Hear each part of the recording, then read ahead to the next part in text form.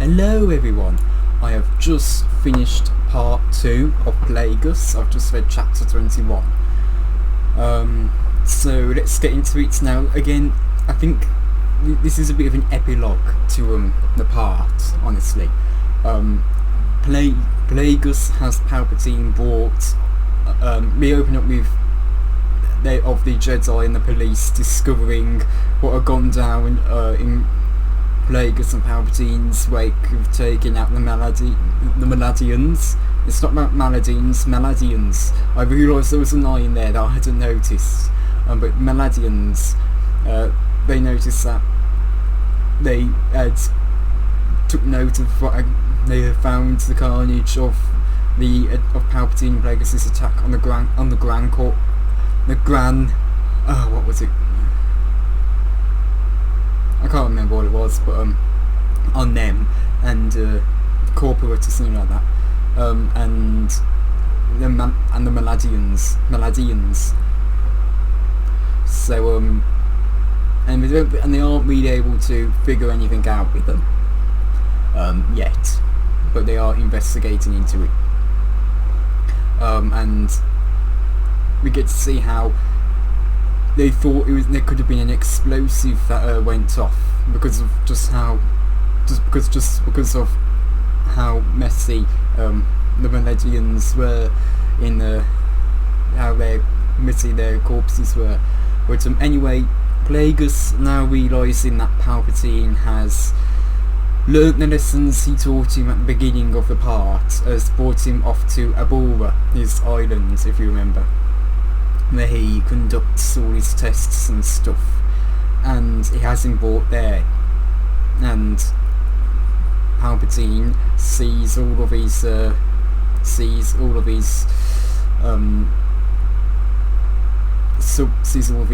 subjects, and 114D completely makes Palpatine confused, because all these subjects are they're wildlife for the most part. They consist of different animals and species, and something that got a laugh from me was 114D telling Palpatine that Palpatine, not realising that it's not going to make sense to him, saying these are the Magister's pregnancies, and of course it's but they were created through Plagueis' control of midichlorian manipulation. But anyway, Palpatine sees Venomous, and Plagueis brings Palpatine off to one side after introducing him to what Venomous was, and how he was a test to see who would be the one to see who would be stronger. And he starts, and I'm going to read off my summary for these, I think, for the most part, but he talks about how, before I get into what Plagueis was talking about, Plagueis' conversation with Palpatine, he takes note that Palpatine and wonders had Plagueis been weakened by the Maladian attack, and it was no less weak, and he wasn't any weaker. So, and even Plagueis says, "Do you think Malak was weakened by being struck by Revan's lightsaber? Do you think Bane was weakened by the armour he wore? Do you think that Darth Gravid's apprentice was weakened by the prosthetics she had to wear after the battle?" So just tells him no, and anyway, again, introduces him to Venomous, and he brings him off into a chamber. That appears to be where he resides when resides on the border when he's not conducting his experiments. And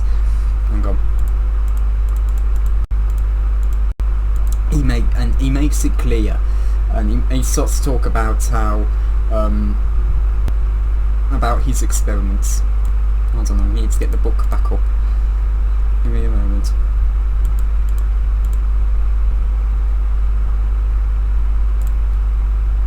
Hold on.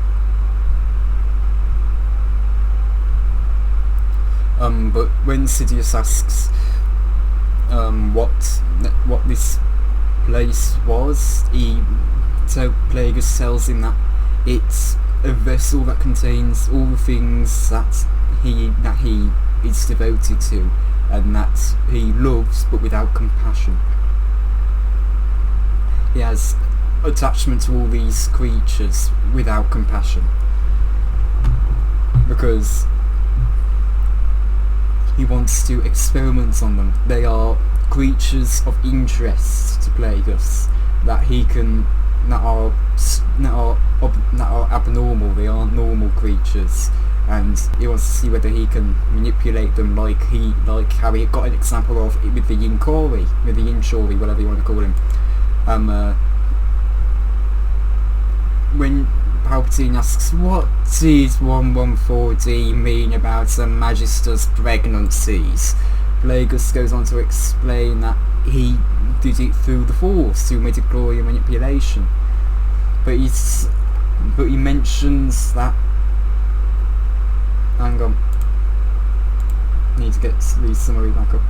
But he mentions that he tried to force the midichlorians to be willing to be... He tried to force the midichlorians into complying with him, and that's something that the Force... And he was trying to whip the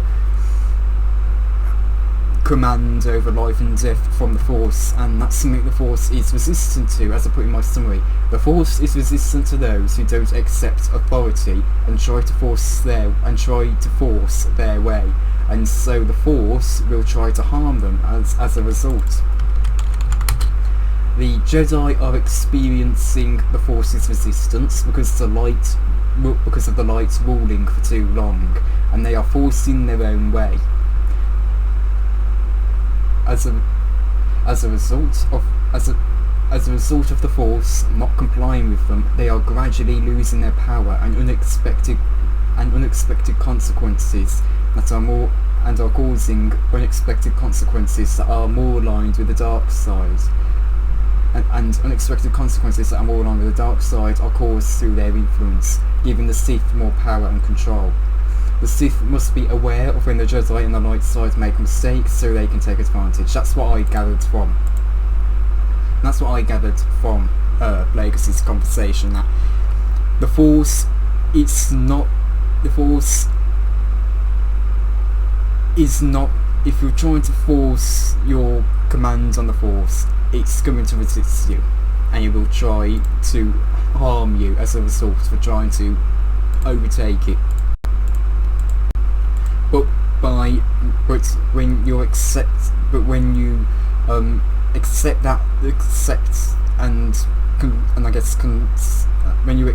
that you are authoritative over the Force,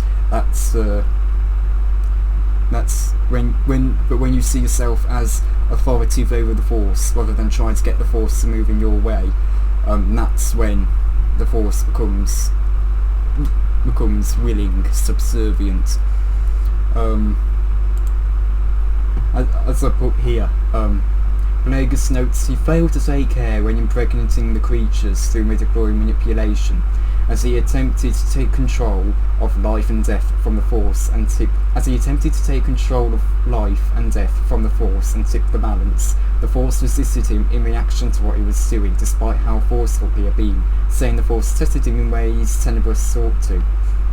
He explains midichlorians aren't easily persuaded by someone new to the ability. He says the Force needs to be won over by a Sith being capable of accepting authority, and be won over in a way that forces it to be inclined to the dark side. Otherwise, the Force will resist and try to harm or eliminate the one trying to control it. He mentions the Jedi have fallen into moral collapse in favour of its own beliefs and means, and is taking the Republic with it, because the Jedi have lost the allegiance of the Force. They can still draw upon the Force, but their ability to use it is weakened. Each of their actions usually causes an opposite or unrecognised effect or consequence. Each of their actions usually causes an opposite or unrecognised effect or consequences that favour the dark side and allow the Sith to increase their power. However, that power they are given requires care, and they need to be aware of moments where the light side fails and creates openings. So then, and only then, they can act without fear of facing resistance or repercussion. So, after that, Plagueis goes on to the plans for the future. Well, as we know, Plagueis, it's been made clear in the book that Plagueis doesn't like look into the future. He's more focused on present matters. But I think he does still need to but he does still occasionally look into the future and how to control things when necessary. As he made it clear in training Palpatine in Chapter 12, he says to stop thinking of the future and keep his mind in the present.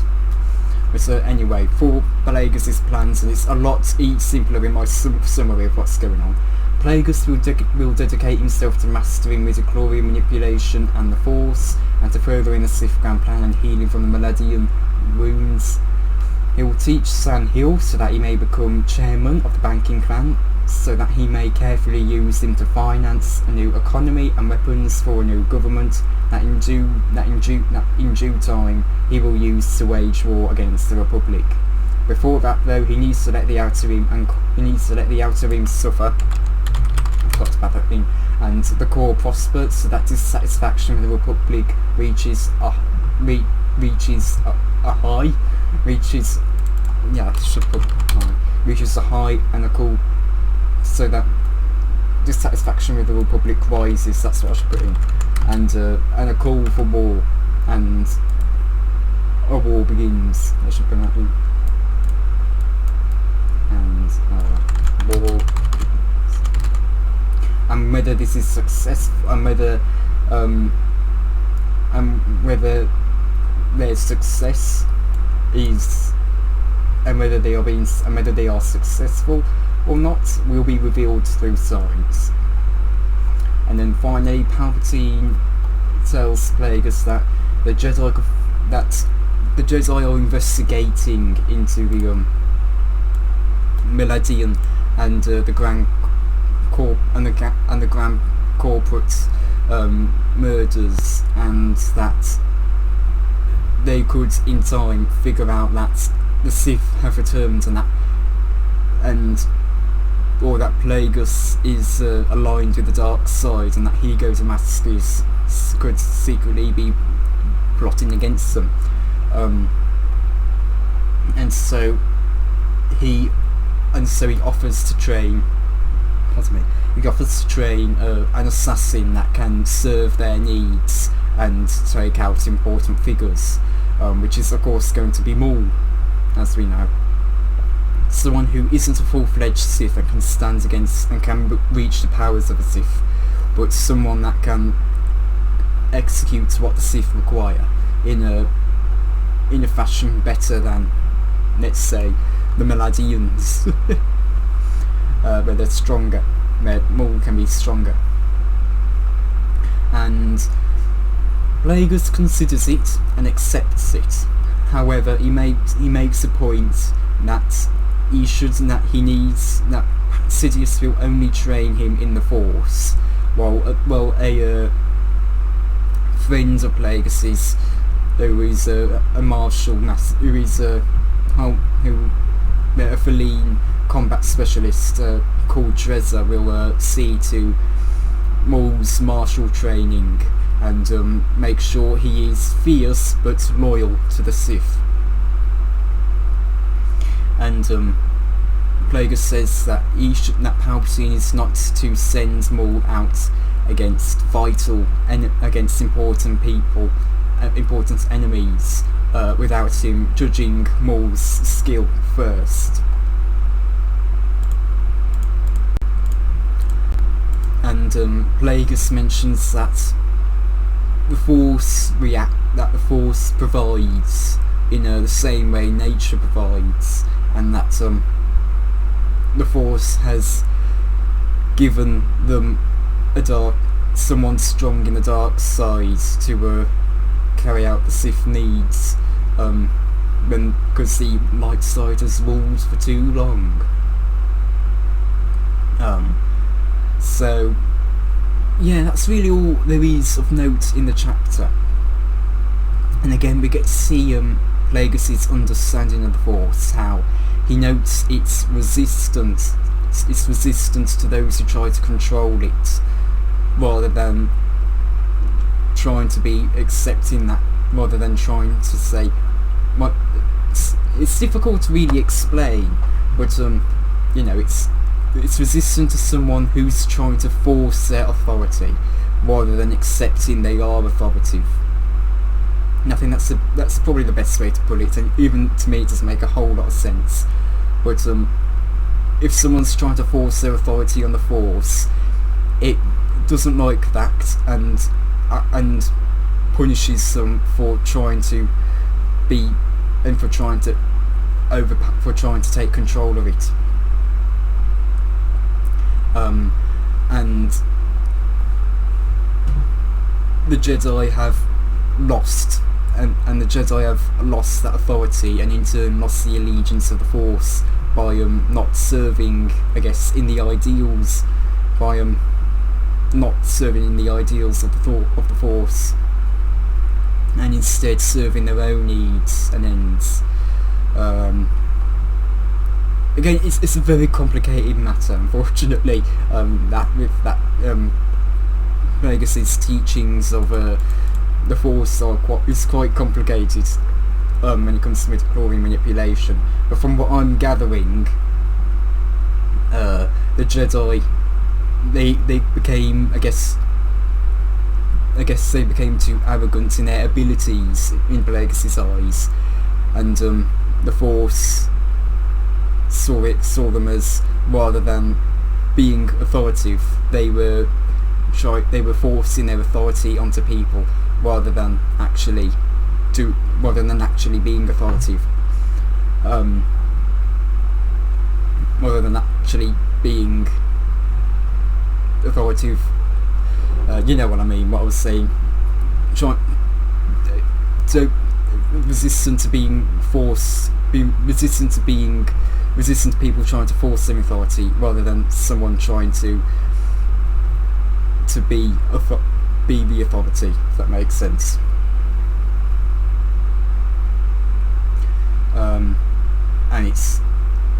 And so, of course, the Force acts in retribution to the Jedi, and opens up the window for the dark side to come in and take control,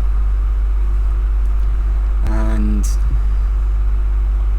to have the dark side become the leaders. So yeah, anyway, thank you all for watching. Goodbye, and I really enjoyed the chapter again.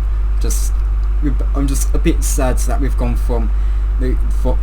back to those complex and cryptic chapters that are really difficult to understand.